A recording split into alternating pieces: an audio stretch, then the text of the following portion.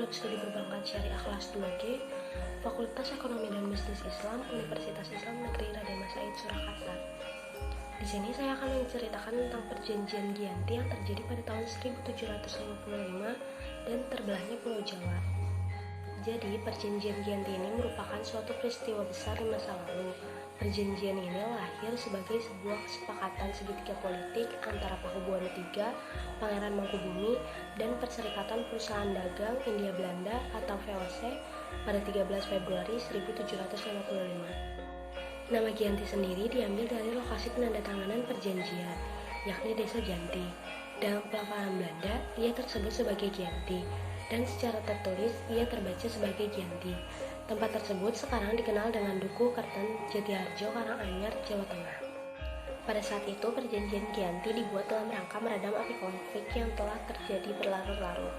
Setelah perpindahan keraton dari Kartasura ke Surakarta, api dari peristiwa Geger Pecinan ternyata belum mati tepat di sumbunya.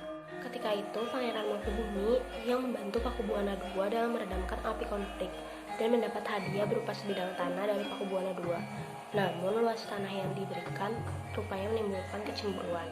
Salah seorang pangeran lalu mengeluhkan ketidakadilan terkait hadiah tersebut kepada Gubernur Jenderal Baron van Imhoff. Sang Gubernur Jenderal di Batavia itu pun lantas mengeluarkan keputusan yang membuat tanah tersebut tidak jadi dimiliki oleh Pangeran Mangkubumi. Akhirnya Pangeran Mangkubumi meminta izin kepada Pakubuwana. Ia mengatakan bahwa daripada tanahnya dikurangi, lebih baik buanglah dia sehingga dia tidak bisa kembali ke Jawa. Setelah itu, ia akhirnya diberi uang 3.000 real untuk jatah makan anak buahnya. Dan pada malam harinya, Pangeran Mangkubumi pun pergi dari tanah Jawa. Sejak saat itulah pecah perang Mangkubumi dan puluhan prajurit demi prajurit pun tewas. Perlawanan ini mendorong Gubernur VOC untuk Jawa Tara, Nicholas Harting, mengambil sikap. Untuk menyelamatkan daerah operasionalnya, secara tertutup Harting melakukan perundingan dengan Pangeran Mangkubumi. Setelah berkali-kali melakukan perundingan, Harting bersepakat dengan keinginan Pangeran Mangkubumi yang juga hendak menjadi penguasa di tanah Jawa. Pada 23 September 1754, nota kesepahaman antara VOC dan Pangeran Mangkubumi terlaksana, dan nota tersebut disampaikan kepada Pakubuwana III, yaitu sang pengganti Pakubuwana II. Nota tersebut menyatakan bahwa Pangeran Mangkubumi mendapatkan wilayahnya. Pada 4 November 1754, Pakubuwana III menyatakan persetujuan terhadap hasil perundingan Gubernur Jawa Utara dengan Pangeran Mangkubumi tersebut. Surat pernyataan itu disampaikan oleh Pakubuwana III kepada Gubernur Jenderal Jacob Marcel. Kesepakatan ini mendorong terjadinya sebuah perjanjian besar yang ditandatangani di Desa Giyanti, beberapa kilometer di sebelah timur Surakarta. Penandatanganan perjanjian Giyanti ini menjadi pangkal dari terbelahnya Jawa menjadi dua bagian, atau yang dikenal dengan istilah Palihan Nagari. Hal ini menjadi awal mula naik tahtanya Pangeran Mangkubumi di Yogyakarta sebagai Sri Sultan Hamengkubuwono I dengan gelar Senopati Ngalogo Sayyidin Panotogomo Khalifatullah. Sejak ditandatanganinya perjanjian tersebut pada 13 Februari 1755. Lalu 2 hari kemudian, pada tanggal 15 Februari 1755, ada pertemuan untuk meneruskan pembagian aspek atribut-atribut keraton, antara lain keris yang menjadi pusaka raja yang diserahkan kepada Sultan Hamengkubuwono I. Yang kedua, bahasa. Jogja meneruskan dialek bahasa Bagongan. Yang ketiga adalah tari. Tarian Yogyakarta dikenal lebih gagah, sedangkan tarian Solo dikenal lebih halus. Kemudian tutup kepala yang disebut belangkon.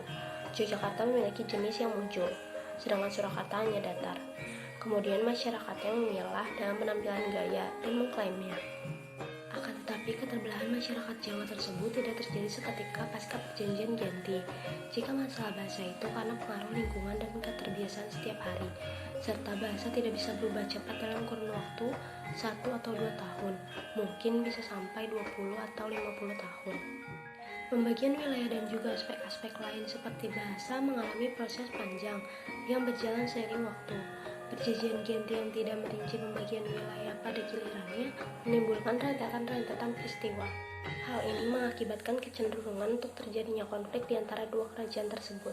Sementara itu, setelah perjanjian Giyanti, Raden Mas Said atau Pangeran Sambernyawa yang dahulu membantu Pangeran Mangkubumi masih terus melakukan pemberontakan. Seperti halnya Mangkubumi, Pangeran Sambernyawa yang juga merupakan Prapakubuwana turut menuntut haknya sebagai penguasa wilayah. Dalam gerakannya pada Oktober 1755, Pangeran Sambernyawa berhasil mengalahkan satu kelompok pasukan VOC. Kemudian pada Februari 1756, ia juga hampir membakar keraton yang baru saja didirikan di Yogyakarta. Setelah perang bertahun-tahun, VOC akhirnya menyudahi dengan penandatanganan Perjanjian Salatiga pada 1757. Perjanjian ini membuat tanah Jawa kembali terbagi. Pada perjanjian ini disepakati bahwa Pangeran Sambernyawa mendapat sebagian dari wilayah Kasunanan Surakarta dengan wilayah kekuasaan yang dikenal sebagai Kadipaten Mangkunegara. Pangeran Sambernyawa pun berjatah tahta dengan gelar Kanjeng Gusti Pangeran Adipati Aryo Mangkunegoro Lelono Joyomiseso Senopati ing Aluga Satrio Rogo Mataram ing Negari Surakarta Adi Ningrat. Keterbelahan Jawa ini di kemudian hari belum berhenti. Pada 1813, di masa Gubernur Jenderal Thomas Stamford Raffles dari Kerajaan Inggris, Kesultanan Yogyakarta juga terbelah dengan lahirnya Pakualaman. Dengan demikian, tanah Jawa kemudian memiliki 4 wilayah pemerintahan, yaitu Surakarta, Mangkunegaran, Yogyakarta, dan Pakualaman. Masing-masing tumbuh dengan perbedaan model dan orientasi politik. Hal ini pun mengantarkan Jawa pada rupa yang beragam. Dinamika politik yang digerakkan oleh angin revolusi pada masa pertengahan 1940-an membuat masing-masing mengalami nasib yang berbeda. Hal ini berujung pada perbedaan status hingga hari ini. Di masa Republik Indonesia, Kasunanan Surakarta dan Kadipaten Mangkunegaran menjadi situs cagar budaya, sementara wilayah Yogyakarta, yang di dalamnya juga terdapat Pakualaman, menjadi daerah istimewa. Demikian mengenai perjanjian Giyanti yang terjadi pada tahun 1755 dan terbelahnya Jawa. Semoga bermanfaat. Wassalamualaikum warahmatullahi wabarakatuh.